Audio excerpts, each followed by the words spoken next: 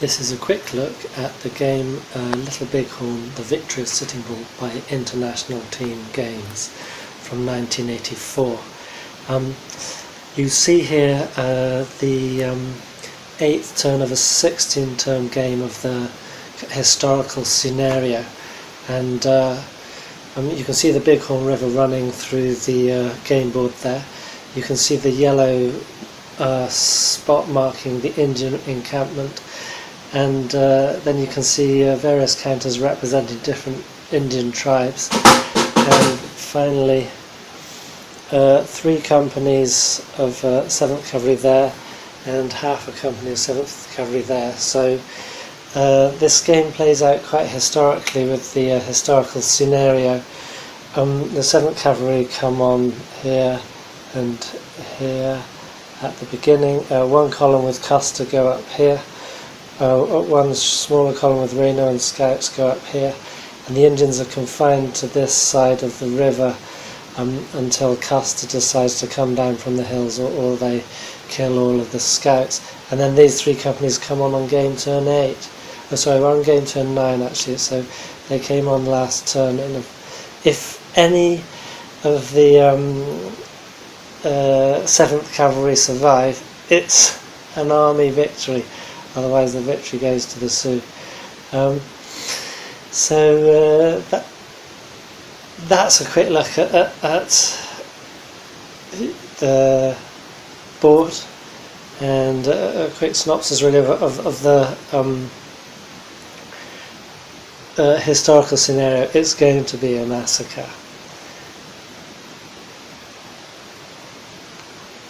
Here's the eliminated piles. 7th Cavalry, including Custer, and various Indians from different tribes.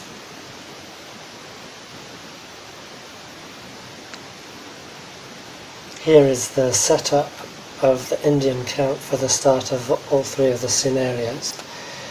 You can see a nice varied selection of units there.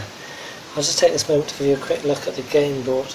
The company was originally a jigsaw manufacturer, and so the game consists of 5 base boards that are joined together in a jigsaw fashion, and then on top of that you get extra layers, big layers, and then smaller bits that are glued down.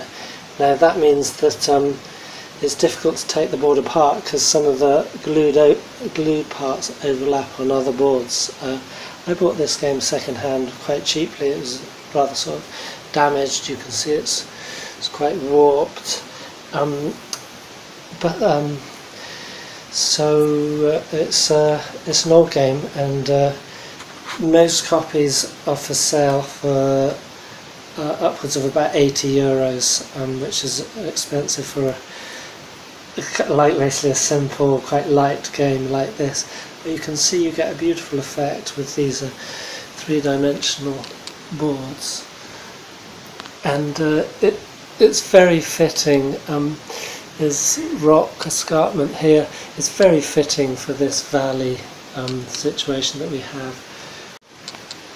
So here's a close-up of the Indian counters. You've got various different tribes here. You have the Piedi Neri, that's Italian for Blackfeet. That's these counters. You have the Honk Papa, the Minicola, the Brûlé, the Sanzark. I don't know if that was their original name or if that's an Italian version of. That's not without arc. That's French, not Italian. The Ogallala, the Arapaho, and the Cheyenne, or is that Cayenne? I don't know. So those are the tribes represented in the camp, and you can see the stacking is 2 units. So there's 2 units on each of those, except where there's these dots, which are the chieftains.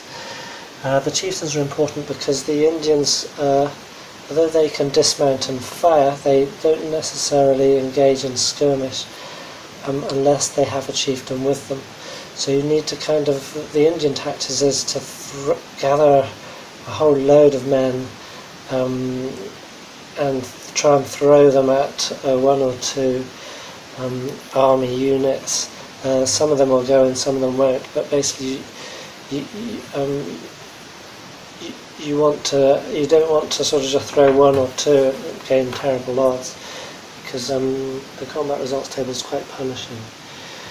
Okay, so here's the rest of the components. You get this nice, it's a big box. There's the cover, and it's you have 4 languages represented in every international team game, because they are international games. You have German, French, English and Italian. So that means that there's lots of writing here, but each line is a separate language, so there's not as much for each language as you might think. So you have a combat results tables for skirmish and for fire, and the firing happens interestingly. It's basically, if you have a whole unit versus a whole unit, then that's 1-to-1, so you don't compare strengths but actually kind of the relative wholeness of the units. So if you have a whole unit versus a half unit, even though your strength might be less or their strength might be vastly more than yours, you'll be on the 2-to-1. And this is just to help you realise that units 3/4 strength versus 3/4 strength is counted as 1-to-1 on this table. That's the firing ranges, modifiers for firing, and that's it. You have a die. You have these very nice counter trays, lots. These are standard with the international team games. This is the size of the box. You've got these covers and lots of space for the counters. Now that's the 7th Cavalry. So that's all you need for the historical scenario on the army side. All of the Indians I've placed on the board. These are replacement units for when units get knocked down to half strength and so forth, because the back of these units actually has a cavalry dismounted representation, so you can see you have the teeny tiny cavalry symbol and the infantry symbol, so this is dismounted cavalry. You can see they basically halve their combat strength and movement rate. It works the same for the army, except then the army also have the 2nd Cavalry Regiment, the 6th Infantry, the 7th Infantry, the 10th Cavalry, and then 2 units from the 17th Infantry and 2 Gatling gun units, and then these are breakdown counters.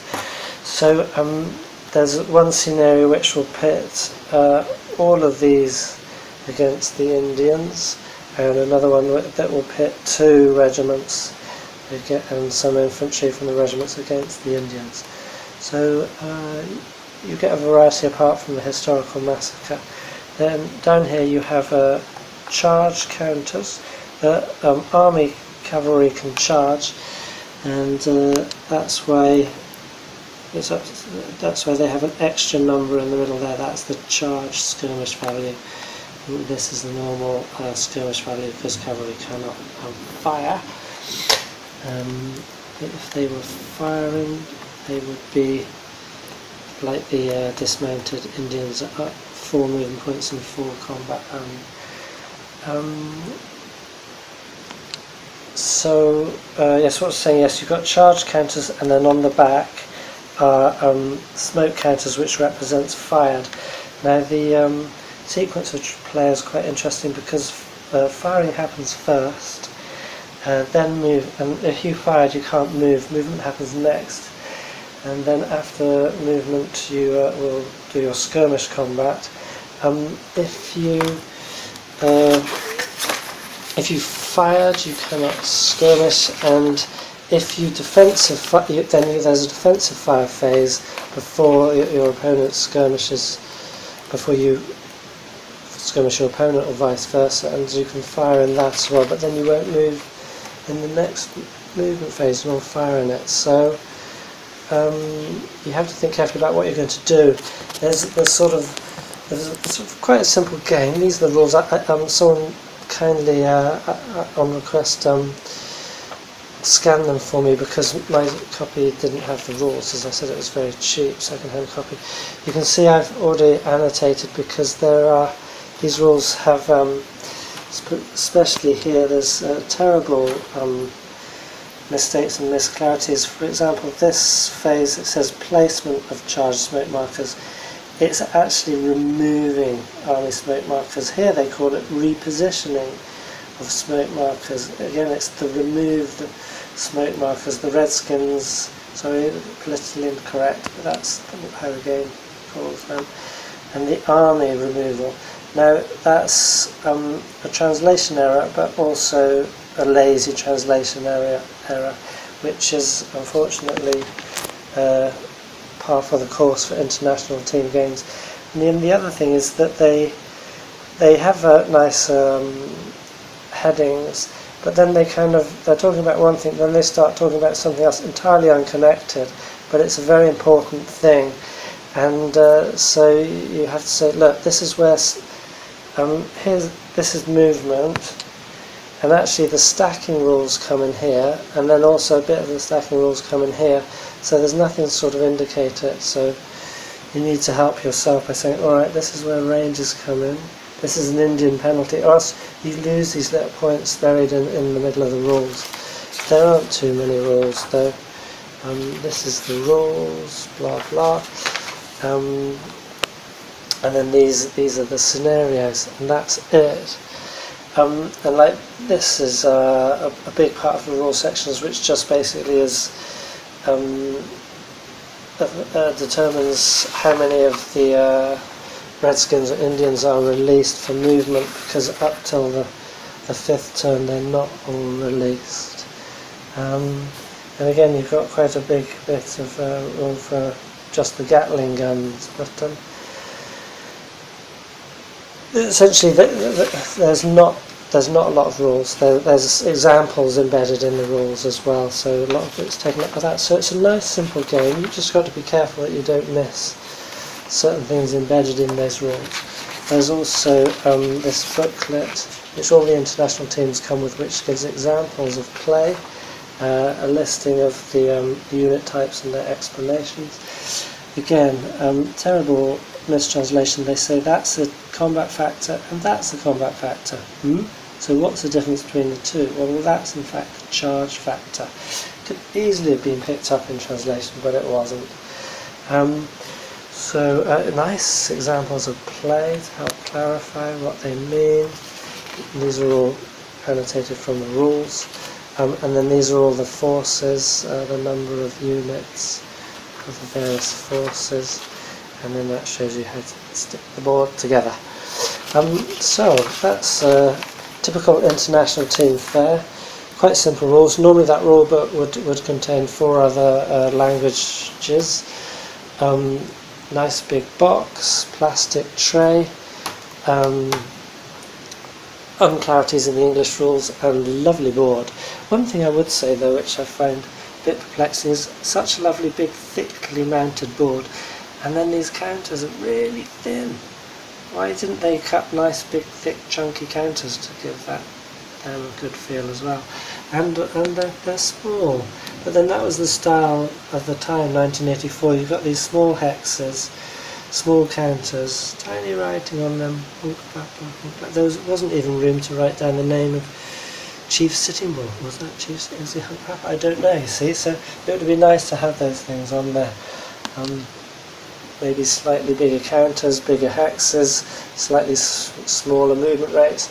As it is, the Indians have a movement rate of 8 mounted, and the cavalry, the army cavalry have 6. So the Indians are more mobile. Though they have that disadvantage of the skirmish. And basically that's it. That's the game. What I think I'm going to do is I'm going to set up the second scenario. I played out that first scenario, as you saw, which resulted in the historical massacre. If So, oh, I better. Okay, here's my setup for the second scenario called After the Battle of Rosebud. The first scenario is called Custer's Last Stand, and it features just the 7th Cavalry on the army side. This scenario now features 2 columns, Terry's column and Gibbon's column, and General Cook's column. The third one is considered not to have joined because it was defeated at the Battle of Rosebud. So we don't have complete forces for the army, but this is what we do have. We have just under half of the 2nd Cavalry, commanded by Gibbon here, and then we have the 7th Infantry. There's a headquarters units for each of them. Gibbon's under his headquarters unit for the 2nd Cavalry.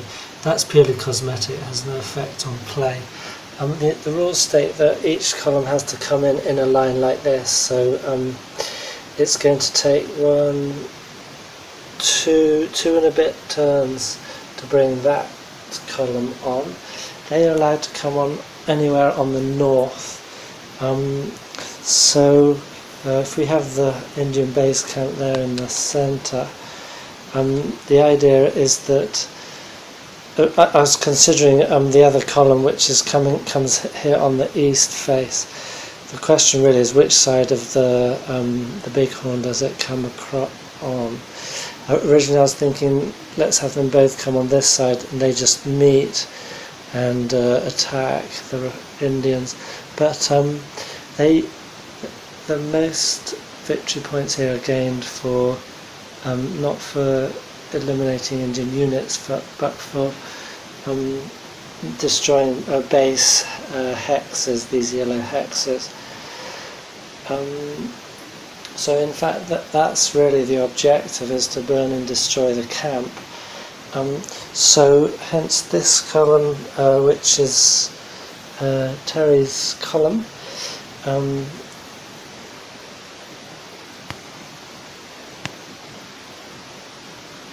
each of the cavalry regiments has this is a Crow scouting unit, so they're obviously going to come on first, so we've got the 7th Cavalry here.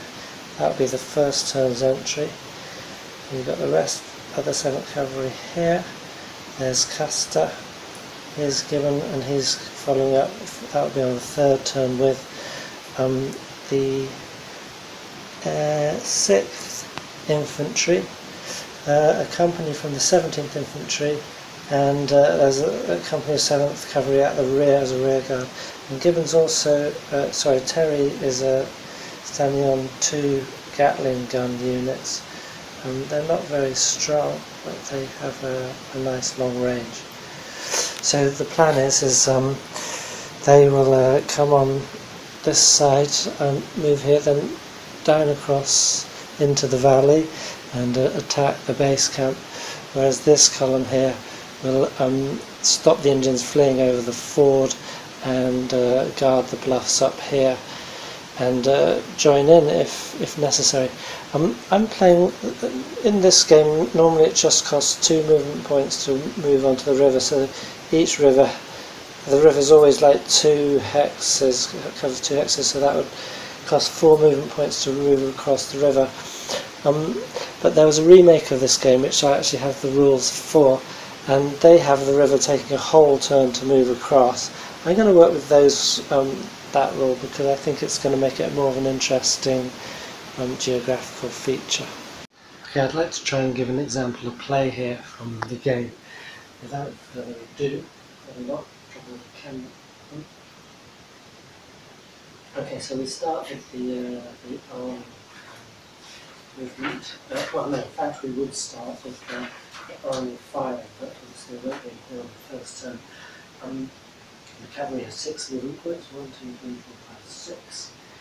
And these the column units have to come in column formation, so that's all that happens on the first. So 1, 2, 3, 4, 5, 6. Okay, this column's coming in here.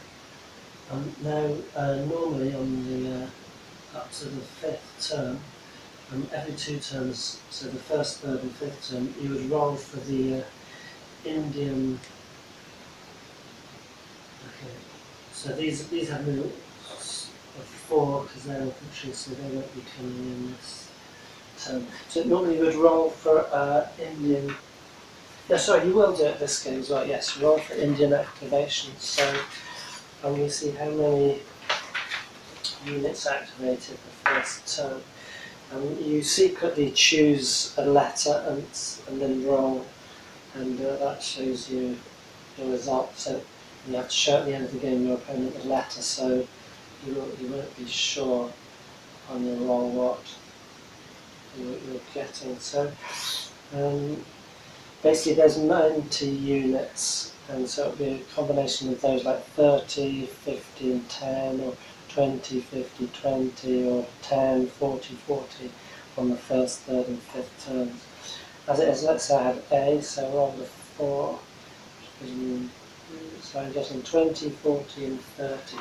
So I only get to activate 20 of these this turn. In the historical game, the Indians cannot advance over here until some conditions are fulfilled over the Bighorn. In this game they have no such restrictions, so which way they're going to do. We've got 20 units, so let's just send 10 there and 10 there. And if we send, no, okay, these 1, 2, 3, 4, 5. Okay, so there's the yellow and the green tribe. That's Ogallala and Uvalde. It doesn't cost anything to move those streams as far as I can tell. So 1, 2, 3, 4, 5, 6, 7, over the 4, 8. So that's the Indian movement. Swift and cavalry.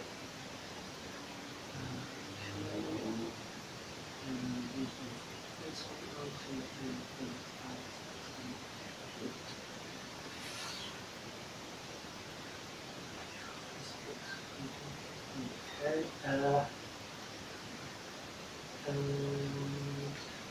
so 20 more. So that's 20, yes, because there's 2 units in each stack. Okay, so that's the first turn. Now in this scenario the game just goes on until one of the players no longer has units on the board, the camp is completely destroyed, or the army player no longer has any commanding officers. Their officers and chiefs are eliminated when the units there are eliminated. Okay, so now we go to the next turn. The cavalry, we've got 1, 2, 3, 4, 5, 6. And I'm going to stop this and pick it up when we get some fighting. Okay, actually continuing, it's the Indian go on the second turn. I'm going to record the turns just for reference's sake. We have an interesting point in that these Redskins can potentially reach the cavalry here, and so skirmish with them. There's no firing because line of sight on the hills is only possible up from the edge of the hill to the point below. So anybody on a hex beyond the edge is unstable from points below and vice versa. And now this is how only these first 4 units of Indians could potentially skirmish, but there's no leader there. If there was a leader, they would definitely go and skirmish, but otherwise you have to declare your intention and then you see if they actually do it. And the first unit gets a 50% chance, so on a 1 to 3 they won't do it. So I'm saying those 4 are intending to skirmish those lead units. So the first one refuses. He's allowed to move, but he won't be able to enter zone of control. The second one, now he has a 4 and 6 chance. So no, sorry, because we haven't got the first. So he's still on a 1 and 3 chance. So yes, he does it. 1, 2, 3, 4, 5, 6, 7. Now, because he went, there's a slightly greater chance that the next one will. So he will do it on a 3 to 6, on a 3 to 6 instead of 4 to 6. No, he doesn't. So he's still on a 3 to 6. There, so you see 1, 2, 8. So there you see the danger of the Indian attacks. Only half of the potential skirmishers actually moved into skirmish. So I will finish the rest of their movement. Okay, we're going to have a look at combat here. I thought I was recording and I wasn't, so I don't know if I've missed out a big bit of what's going on, but I'll forge ahead anyway, come back to it later if necessary. The combat works like this. We've got, what happened was the, okay, I'll shoot it all over again. We have the cavalry units can form defensive fire, and they attack on the 1-to-1 column. Because not because their combat values are equal, but because they're whole units versus whole units. They're marked with having fired, so they will not be able to move or fire next turn. But the net result of their combat was to knock it down to 1 unit and a quarter. Then they, so that's a 10 to 16 skirmish combat, which works out 1 to 2. It's not quite a 1 to 1.5. And on a roll of 4, we had attacker eliminated. There was a 1 in 6 chance of defender retreated and being halved, and a 1 in 6 chance of attacker retreating 2 hexes and being halved. The Indians always have to retreat. The army do not have to retreat, although they would have to be halved. And there are die roll modifications based on terrain for that, but none are in effect this combat. Okay, now I'm going to continue with the moves, and then we'll come back. Okay, the easterly column down in this direction has not deployed out of line yet. It's still will take another turn to move all of it onto the board. It will not be engaged by the Indians this turn, but it will have to deploy out next turn. Up here on the northerly column, it's the start of their third turn, and we have a choice because firing comes first. Unfortunately, these have already fired, these are out of range. So the cavalry only have a 2 hex range for firing, the infantry have a 4 hex range. So what the cavalry need to do is to use their charge advantage, which gives them a strength of 12 instead of 8 in the skirmish combat, and try and engage these while the infantry move up. So we'll move straight to movement, and you have to, basically you just need 1 clear hex to charge. 1, 2, they'll move as a company. They're charging. 1, 2, 3, 4. Charge.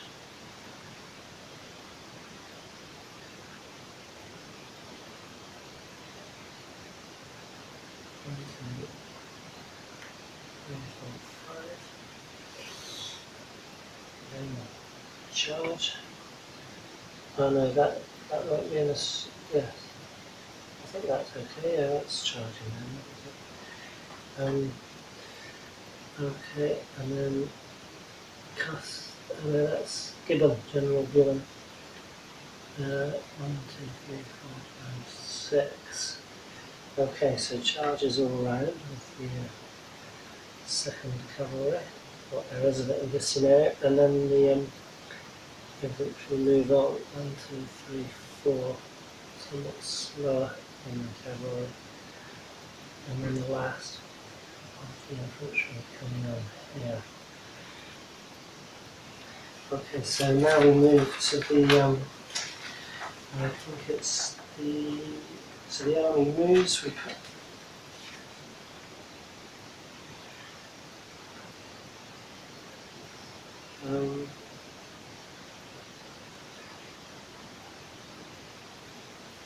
then we can move that smoke marker, and now the Redskins have fire combat, so that's 8 against one of these units, so that would be a 1-to-1. Now the Redskins always have a disadvantage of one column, so they're only going to have effect on a 5 or 6, no effect. One there. Yes, so that knocks one of these down, knocks a quarter strength of one of these, so that's, it goes down to 6, and he doesn't have a charge factor anymore.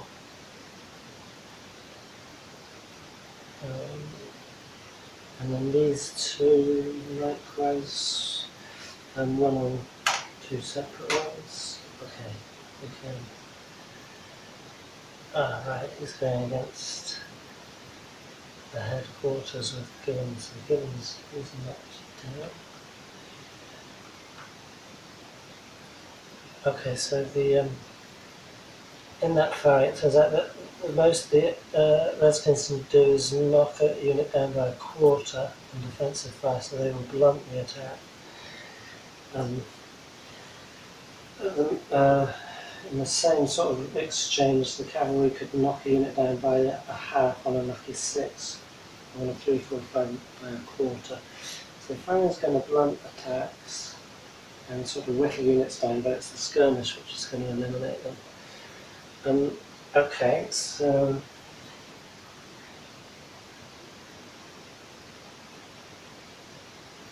that was the Redskins' chance fire, the defensive fire, and now the army skirmish combat.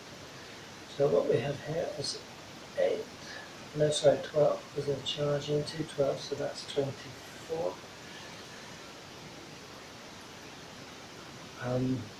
It's 8, that's 3-to-1. 3-to-1 is pretty deadly. On a 2-to-6 they will be eliminated, but on a 1 it's just retreated in half. So they retreat 2.5. Here we've got 12 and 6, 18 against, that's 2-to-1. 3, that's defender, defeated or hard and retreated. Okay, and then here we've got what, that's 18 plus 24, so that's 38, 42 against 16, so that's going to be 2-to-1, is that 2.5 to 1? That's 2.5 to 1, okay. And then 2, that's defender retreated and halved, 1, 2. Okay, so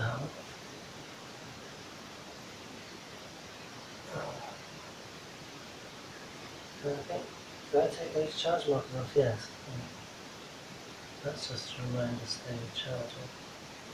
Oh no, that's it, I have to leave it there because they cannot charge in 2 successive turns.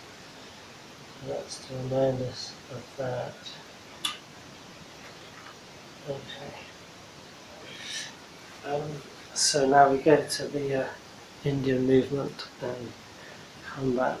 It's the 3rd turn, so we get to release some more Indian forces. So what the runner was on 4K, so I have 20 released. We get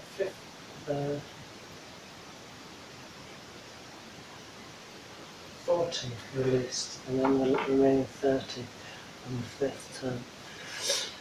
So 40 more released. 1, 2, 3, 4, 5, 6, 8, 9, 10, 11, 12, 13, 14, 15, 16, 17, 20. 4, 1, 2, 3, 4, 5, 6, 7, 8, 9, 10, 11, 12, 1, 2, 3, 4, 5, 6, 7, 8, 9, 10.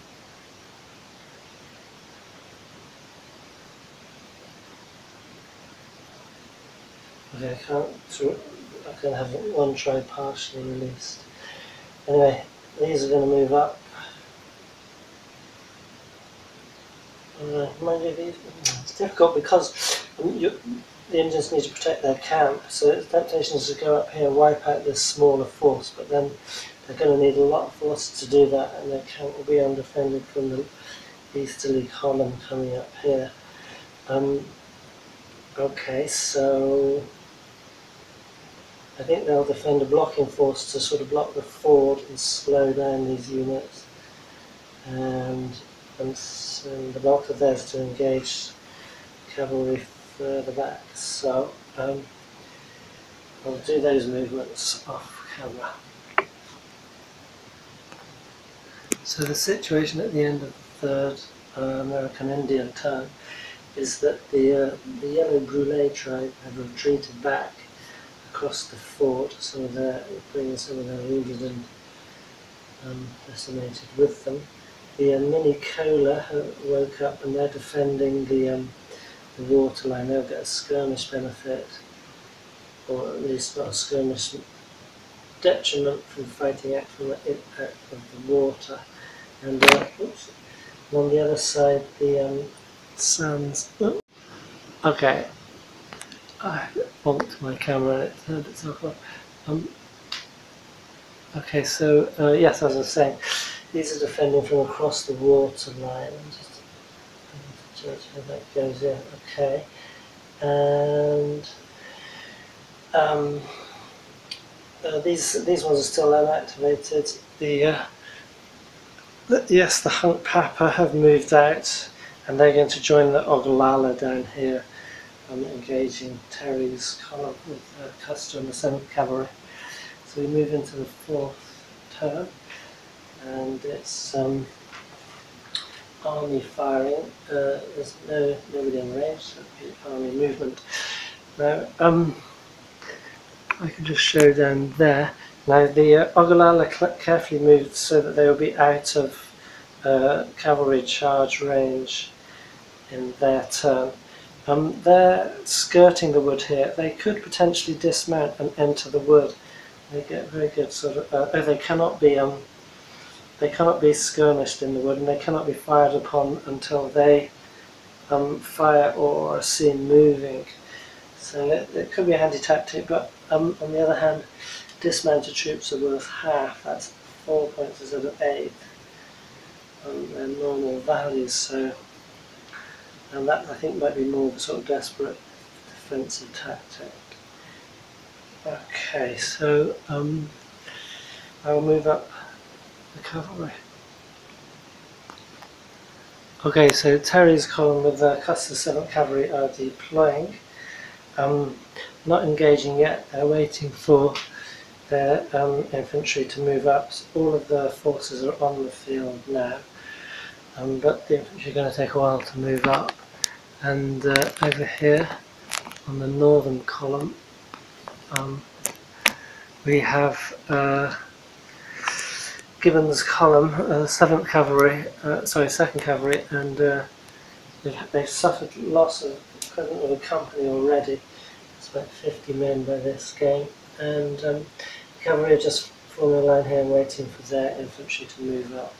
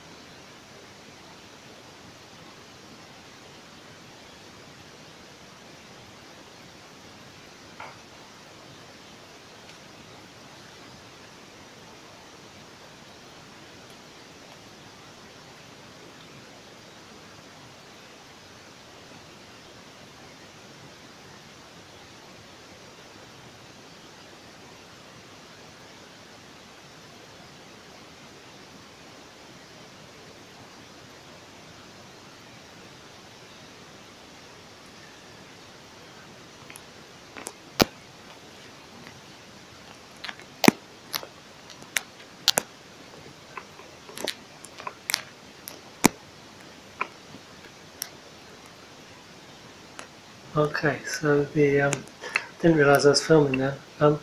So the thought is that the Hunkpapa here are going to move around. They will try and engage the weaker infantry, and the Ogallala are staying out of charge range of the cavalry. So they will wait to fall on them at an opportune moment. Plus, we need more of the Indians to be activated, which will happen next turn. And up here at the camp, these are still unactivated, and these have withdrawn. The Brûlés have reorganised, so you don't see any partial units left on the board, but they have suffered the loss of 4 complete units. Okay, so now we move into the 5th turn. Still no firing, and the army will perform their movements. Okay, the army moved their cavalry down off their bluffs here to try and tempt some engagement from the Indians, because there's a nice defensive line across the river there. They're waiting for their infantry to move up. It's going to be very difficult to cross that river unless the forces are engaged from the rear, so they're going to have to wait for Terry's column. But Terry's column is held up. They've actually withdrawn. The cavalry withdrew here, and some are coming down here. Thought is to move the infantry down onto the plain. They didn't want to get caught between 2 forces, so that was why the cavalry withdrew, and they're hoping to, well, I'm not sure, we need an engagement, there's some sort of decisive engagement before they can move safely on the camp. And until they move safely on the camp, Gibbon's column up in the north cannot safely attempt the river crossing.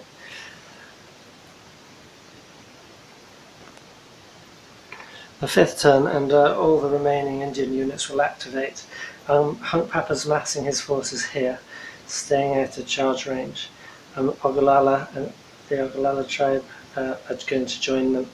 They'll have a nice tasty force there, and they will wait for reinforcements to move up. And over here on the camp, I'll move those reinforcements out. Okay, so the Piedi Neri, the Blackfeet, and the Cheyenne, or is it Cheyenne? I don't know, Cheyenne have moved out. And there's also the Arapaho. There's only 2 units, and a leader for the Arapaho have moved up to reinforce there. So that's the end of the 5th turn. All units are on the board and activated, and we've had the loss of 2 army units to 4 American Indian units, and it's still very early yet.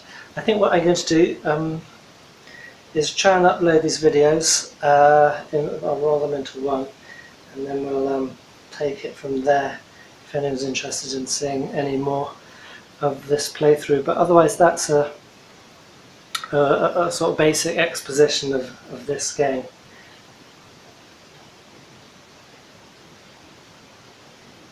A little look here at the tactical situation in the middle of the 7th turn of the Battle of the Little Bighorn by International Team Games. This is there's 8 minutes a turn, so it's roughly an hour into the situation as the game presents it. You see here Terry's column deploying into formation with the infantry coming up here. They're Gatling guns here, and cavalry here and here. They're hoping to entice some American Indians into their trap here and try and defeat them in detail before all these other forces move up. We've got the Hunkpapa here, the Blackfeet here, the Ogallala here, and the Cheyenne here. Then over here we have General Gibbon's column. Their infantry are deploying here, just beginning to get within rifle range of the Minicola, the Brûlés, and the Sans Arcs, who are defending river line there. Now the problem is that they will not be able to breach the river line with the strength that they have until this column starts threatening the camp from here. Then this column will not really be able to reach the camp until they deal with this massed force of Indian cavalry. The Indians can always outmaneuver the army forces because they have twice the movement points of the infantry and 2 movement points more than the cavalry. So the column can't really sort of compete against them manoeuvring wise, so they're going to have to fight their way through, essentially. It's an interesting design feature of this game that the unit of whatever combat value it has is halved when it becomes a foot unit, so that's of course refers just to the cavalry. So they go down to 4 strength points, which isn't as good as a standard foot unit. However, that's the value that counts for skirmish combat, because for firing combat all that counts is whether the unit is at full value or half value or a quarter value of its original strength. So you have an interesting point that you can it's quite simply made into the design that your firing strength depends on the size of your unit, but the skirmish combat strength depends on the mode of the unit. So uncertain whether to dismount the Indians. I think probably the Indians up here should dismount because there won't be much skirmishing across the river. Unfortunately, they have half the range of the infantry, so necessarily that's going to force them back here, and this cavalry will obviously exploit that and try and cross the river there. And I suppose the Indians will have to try and take out the cavalry as they come across the river. So you see, I don't think that line's got enough strength to make the river crossing against these. And these Indian forces do not feel strong enough yet to take on the cavalry, so they're going to wait and mass together. And essentially I think we're going to get a mass versus a mass here, slowly inching their way back towards the camp. So the Redskins fall back. Some fall back, some come forward to mass their forces, and they fall back from the river line to move out of line of fire.